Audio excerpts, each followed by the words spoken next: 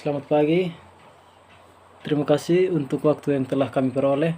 Pada kesempatan kali ini, kami dari kelompok 4 akan mempresentasikan hasil diskusi kami mengenai tugas mata kuliah Manajemen Sumber Daya Manusia. Dan sebelum kita masuk pada materi inti atau pembahasan inti, pertama-tama saya sebagai moderator akan memperkenalkan anggota kelompok kami masing-masing. Yang pertama, saya sendiri atas nama Joao Baptista Beno sebagai moderator, dan yang kedua Intan Marlina Intani Bunga sebagai pemateri pertama, dan yang ketiga Garin Siningsi Putri Abia, dan yang keempat Januardo Sorvino Hoti. Baik, untuk mempersingkat waktu, kita langsung saja masuk pada pembahasan.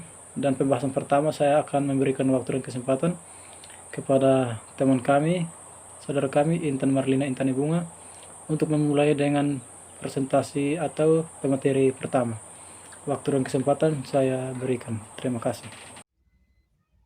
Saya Intan Bunga, saya akan menjelaskan tujuan dari pemanfaatan MSDM. Tujuan dari pemanfaatan MSDM adalah untuk membentuk suatu organisasi dan meningkat kontribusi produktif bagi karyawan. Perbedaan MSDM dan manajemen personalia bahwa karyawan hanya dianggap sebagai salah satu faktor produksi saja yang tenaganya harus digunakan secara produktif. Sedangkan manajemen sumber daya masyarakat atau MSDM adalah bahwa karyawan yang ada di dalamnya merupakan aset atau karyawan milik perusahaan yang berharga. Contoh dari bagian personalia, yang pertama mengelola MSDM dengan tepat, yang kedua menghubungkan antara manajemen dan karyawan.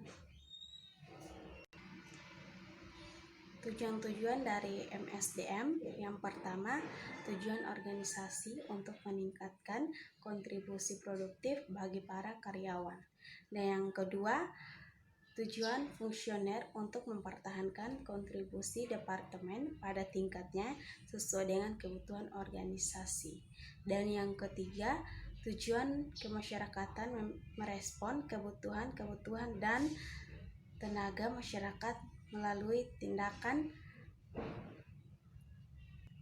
dampak terhadap organisasi. Dan yang keempat, tujuan personalia, karyawan harus dipertimbangkan jika para karyawan harus dipertahankan, penyesuaian atau dimotivasikan. Keempat, tujuan dari organisasi untuk mengenali MSDM dalam memberikan kontribusi pada pencapaian efektif organisasi.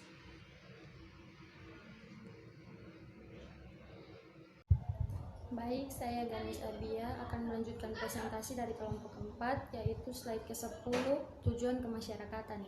Bersikap etis dan bertanggung jawab sosial terhadap kebutuhan-kebutuhan dan tuntutan-tuntutan masyarakat, sembari baik yang berikut fungsi-fungsi MSDM. Yang pertama, persiapan dan seleksi, mencakup analisis dan desain jabatan, perencanaan SDM, rekrutmen, dan seleksi. Yang kedua, pengembangan dan kontribusi individual bagi organisasi. Tujuan personal para karyawan akan tercapai jika para karyawan dipelihara dan dimotivasi. Jika tidak demikian, maka kinerja karyawan akan menurun dan mereka bisa saja meninggalkan organisasi tersebut. Meminimalkan dampak negatif tuntutan-tuntutan tersebut bagi organisasi. Yang berikut tujuan personal, membantu para karyawan mencapai tujuan-tujuan pribadi mereka. Tujuan-tujuan tersebut mendorong evaluasi, mencakup orientasi, penempatan dan PHK, pelatihan dan pengembangan, perencanaan karir, dan penilaian kinerja. Baik, mungkin itu saja yang bisa saya sampaikan. Sekian dan terima kasih. Oke, sekali lagi terima kasih kepada teman-teman yang sudah terdahulu mempresentasikan materi kita. Dan pada kesempatan ini saya akan melanjutkan presentasinya. dan kita akan masuk pada tugas-tugas manajemen sumber daya manusia. Ya, langsung saja, perencanaan sumber daya manusia atau rekrutmen dan seleksi. Itu terdiri dari yang pertama itu melaksanakan analisis pekerjaan untuk menentukan pekerjaan-pekerjaan yang spesifik. Dalam hal ini kita menganalisis dan menentukan sebuah perencanaan untuk menghasilkan sesuatu yang atau suatu tujuan yang spesifik atau yang biasa dikenal itu dengan suatu tujuan yang lebih khusus. Yang kedua, meramalkan sumber daya manusia yang dibutuhkan organisasi untuk mencapai sasaran. Dalam hal ini kita akan mencari berbagai macam cara untuk mencapai tujuan yang sudah direncanakan, supaya apa yang sudah direncanakan itu tidak boleh sia-sia atau tidak dapat tercapai. Lalu yang ketiga, mengembangkan dan mengimplementasikan rencana untuk memenuhi kebutuhan sumber daya manusia tersebut. Ya, tentu saja suatu rencana yang telah kita lakukan itu ujung-ujungnya kita harus tempuh atau harus kita capai. Dalam hal ini kita akan mengembangkan dan mengimplementasikan berbagai macam cara, atau kita melakukan berbagai macam cara untuk kita dapat memenuhi kebutuhan tersebut. Yang berikut, rekrutmen sumber daya manusia untuk mencapai sasarannya. Yang dimaksud dengan poin keempat ini adalah kita merekrut tenaga kerja ataupun karyawan, supaya tujuan atau apa yang telah direncanakan itu sasarannya dapat tercapai juga. Lalu yang berikut itu seleksi dan penempatan sumber daya manusia untuk mengisi pekerjaan tertentu. Ya, setelah kita mengadakan rekrutmen atau seleksi, tentu saja kita akan menempatkan setiap karyawan atau setiap rekrutmen sesuai dengan bidang atau keahlian yang dia miliki. Jangan sampai kita tempatkan karyawan atau pekerja itu tidak sesuai dengan basic yang dia miliki. Itu akan berdampak negatif juga terhadap perusahaan. Yang berikut adalah tugas-tugas kompensasi. Kompensasi yang pertama itu mendesain dan mengimplementasikan sistem kompensasi untuk semua karyawan.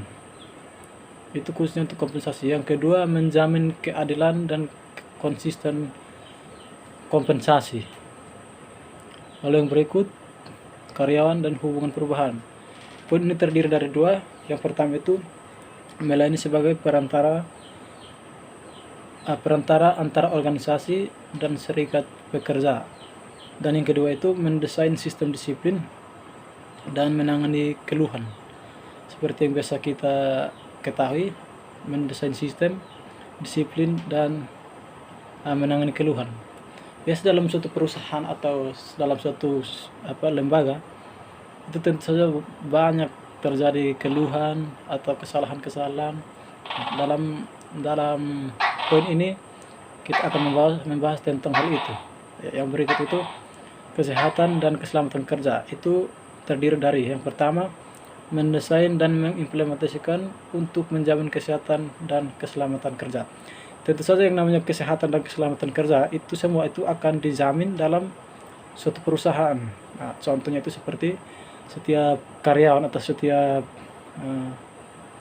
staf dalam suatu perusahaan itu akan diberikan BPJS dan biayanya itu akan ditanggung oleh lembaga. Lalu yang berikut itu menyediakan bantuan untuk mengatasi persoalan pribadi karyawan yang berpengaruh pada pelaksanaan kinerjanya. Nah, jadi yang dimaksud dengan menyediakan bantuan untuk mengatasi persoalan pribadi ini seperti pada saat karyawan atau staf itu dia saat bekerja mengalami kecelakaan, misalkan jatuh dari tangga atau dari lift. Nah, itu untuk biaya pengobatan dan biaya-biaya yang lain itu tentu saja akan ditanggung oleh lembaga. Nah, lalu yang berikut kita akan masuk pada riset sumber daya manusia. Riset sumber daya manusia ini terdiri dari dua juga, yaitu yang pertama menyediakan informasi sumber daya manusia. Dalam poin ini sebenarnya semua informasi atau semua sumber daya itu akan datang ini dari riset sumber daya manusia ini. Dari semua itu akan diketahui dari situ. Dan poin yang kedua itu mendesain dan mengimplementasikan sistem komunikasi karyawan. Jadi untuk berkomunikasi dengan lancar, dengan baik, atau berbagai macam informasi, itu nanti kita taunya dari poin kedua ini, mendesain dan mengimplementasikan sistem komunikasi karyawan. Lalu yang berikut, permasalahan sumber daya manusia. Itu meliputi yang pertama, kesalahan penempatan orang dalam suatu pekerjaan. Jadi yang dimaksud dalam poin ini adalah misalkan kita tempatkan orang yang di mana pekerjaannya itu tidak sesuai dengan keahlian yang dimiliki. Contohnya seperti seorang karyawan, dia itu semasa kuliah, ini contoh yang paling sederhana, semasa kuliah dia mengambil jurusan pariwisata misalkan. Setelah terjun ke dunia pekerjaan, dia ditempatkan kembali di dinas pertanian. Jadi ini memang sedikit ada kaitan, tapi sebenarnya tidak relevan sama sekali.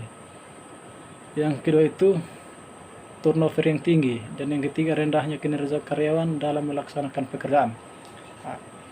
Ada kalanya orang ini dia ada niat sekali untuk bekerja, tapi dia ini tidak ada pengalaman kerja, bahkan kerja saja tidak tahu.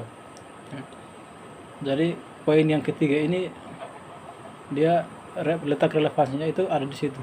Yang keempat, pembuangan waktu yang tidak efektif dalam melaksanakan pekerjaan.